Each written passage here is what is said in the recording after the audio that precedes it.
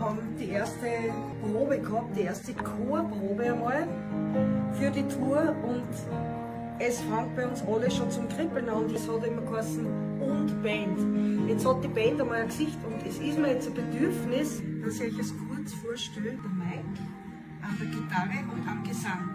Mein lieber Martin am Gesang und am Schlagwerk. Matti am Bass. Da hinten die zwei, die schon so cool spielen. Das ist der Gerald an der Gitarre und das ist der Markus, auch unser musikalischer Leiter. Der ist schon manchmal sehr streng.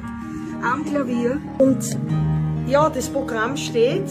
Die Nummern sind ausgesucht. Ich hoffe, ich bin mir sicher, ihr kennt das Lied. Und wir können es nicht mehr erwarten, dass wir euch singen und dass wir euch dann genau das Lied vom Spiel singen.